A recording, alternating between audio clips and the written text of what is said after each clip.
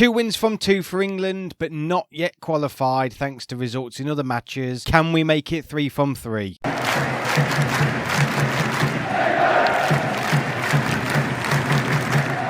So welcome back to the channel. My name's Gary, and in this video we're looking ahead to England's final game against China. That's going to take place next Tuesday at midday, so for us English fans, I'm afraid, if you're at work, you're going to miss it. So England won 1-0 this morning against Denmark. Lauren James with an absolutely fantastic strike. Arguably a better performance than what we saw against Haiti, but still with plenty of work to do if England are going to have any chance of winning this tournament. That has now been made even more difficult though, as a result of Kira Walsh's injury. That means that now England are missing their core spine of their team, with Leah Williamson, Beth Mead already injured, not at the World Cup. Now Kira Walsh, and that is key players in all areas of the pitch for England that are now missing in defence, midfield and the attack. And it is the spine of the team, so can England now do it with arguably losing their best player? You've got to say, the more you're watching England and the performances and injuries building up, it's starting to look less likely that England are going to win this tournament. The run of form that England were on for the past 2 years has just proven to ultimately be unsustainable, and rightly so. A 30-game unbeaten run, beating every single team in the world, essentially,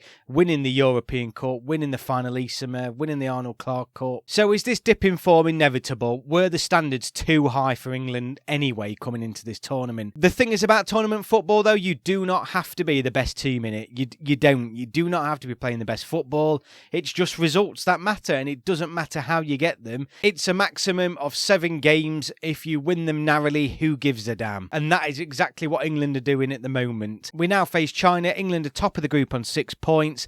Denmark and China are now level on 3 points apiece. Haiti at the bottom. So England do need a result against China. We essentially just have to avoid defeat, and we will be through to the round of 16. And I do think England will do it. I think China are going to be a little bit of a mix between Denmark and Haiti. There's certainly not going to be a step up against anything that we've faced previously so far in this tournament. So England won't have to up their game in particular, but we have been incredibly fortunate, haven't we, to not concede and win these matches. Haiti had a fantastic opportunity. Denmark hit the post in the last few minutes, or the bar, whatever it was. So England have been fortunate not to concede and ultimately not to draw their opening matches. So it's still going to take a good performance from England, and arguably an improved performance from England, to get the job done.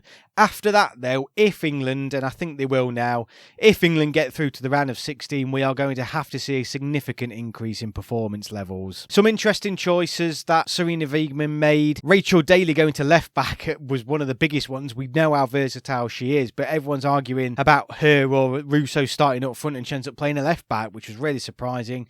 It was great to see Bethany England come off the bench. Russo struggled a little bit, hasn't she? But then I think played quite well. She's been quite isolated, and I think she's done well with the service she's got, but there's no doubt she's isolated at the minute and struggling to get into games. I think there's going to be further changes from Serena, not just because of injuries, but to try out other options as well. I think we may see another forward come in, but I do think England will nick it, but it's only going to be a narrow. I mean, do I predict 1-0 again? I think I am. I think I'm going to go for 1-0 England. We're still not scoring, are we? We're still not at our fluent best. So I would take a 1-0 win, and England will go through as group leaders, but not in the style I thought we were going to go through. I thought we were going to blitz this group away, and we would have done. 6 months ago, England would have absolutely blitzed this group, but we're seeing a dip in form, players being injured, a whole host of different reasons, and it's hard to pin down really why England's form isn't what it has been for the past 2 years. But we are where we are, and England do need to improve. So let me know your thoughts in the comments below. What do you think the score prediction is going to be? Are you enjoying the World Cup so far? I think it's been very interesting, very unpredictable actually,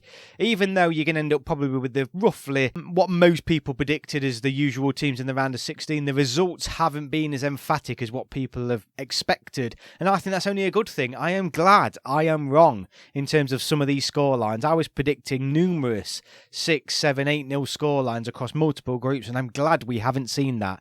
It shows that the gap in the women's game is narrowing, but England still need to improve if they've got any expectations of winning this tournament. Thank you very much for watching, and I will see you all on my next video.